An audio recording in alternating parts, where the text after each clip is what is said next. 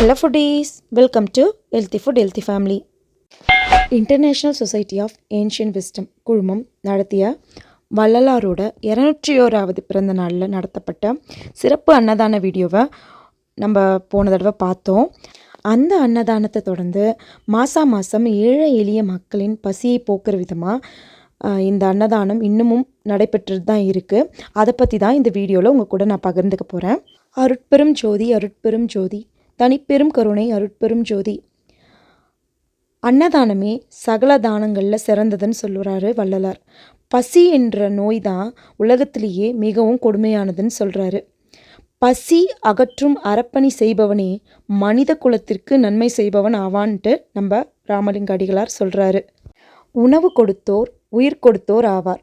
நமது தேவைக்கு மீறி ஆடம்பரமாக செலவு செய்கிறத நம்ம தவிர்த்து ஏழை எளிய மக்களின் பசி பிணியை யார் போக்குறாங்களோ அவங்களே இறை என்னும் பேரானந்தத்தை நெருங்க முடியும்னு நம்ம ராமலிங்க அடிகளார் சொல்கிறாரு.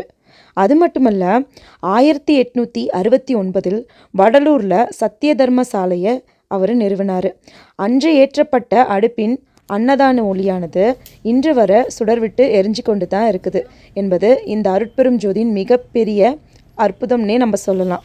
அது மட்டும் இல்லைங்க, அன்னைக்கு அவர் வடலூரில் ஏற்படுத்திய சத்திய தர்ம சாலையின் ஜோதியானது இன்னைய வரைக்கும் நம்ம யூஎஸ்ஏலையும் கனடாவிலையும் சுடர்விட்டு எரிஞ்சிக்கிட்டு இருக்குன்னு தான் சொல்லணும்.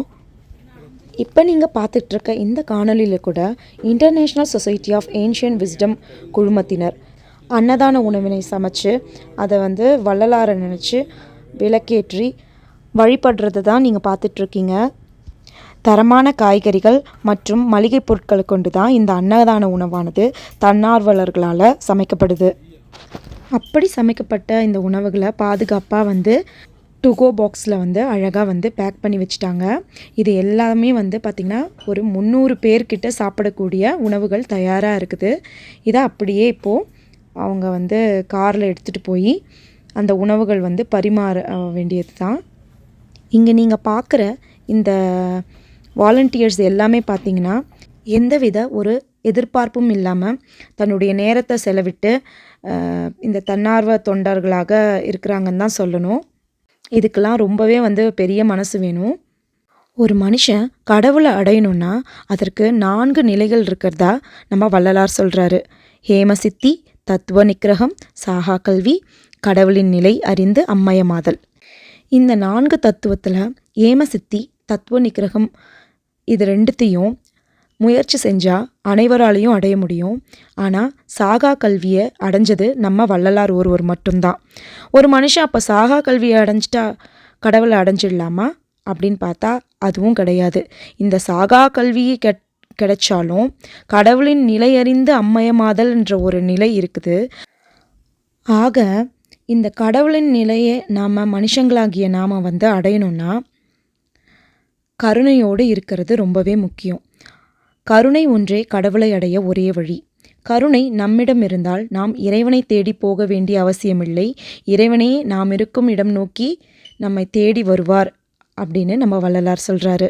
அந்த கருணையோட முதற்படி தான் பசிப்பிணியை, ஏழை எளிய மக்களின் பசிப்பிணியை போக்குற வகையில் மாதம் இந்த அன்னதான திட்டம் செயல்பட்டுட்டு வருது. இந்த அன்னதான திட்டம் மிகவும் சிறப்பாக இது வரைக்கும் நடந்துட்டு வருது. இனிமேலும் சிறப்பாக நடந்துட்டு வரணும்னா மக்களாகிய உங்களுடைய சப்போர்ட் ரொம்பவே எங்களுக்கு அவசியம். எங்களுடைய ISAW குழுமத்தின் தகவலை நான் கீழே டிஸ்கிரிப்ஷன் பாக்ஸில் ஷேர் செய்கிறேன். எளிய மக்களின் பசிப்பிணியை போக்கணும்னு நினைக்கிற எவரும் எங்களை தொடர்பு கொள்ளலாம். இந்த வீடியோ உங்களுக்கு நிச்சயமாக பிடிச்சிருக்கும்னு நினைக்கிறேன். அப்படி பிடிச்சிருந்தா லைக், ஷேர், கமெண்ட் பண்ணுங்கள். மறக்காமல் சப்ஸ்கிரைப் பட்டனையும் பெல் பட்டனையும் கிளிக் பண்ணுங்கள். நன்றி, வணக்கம்.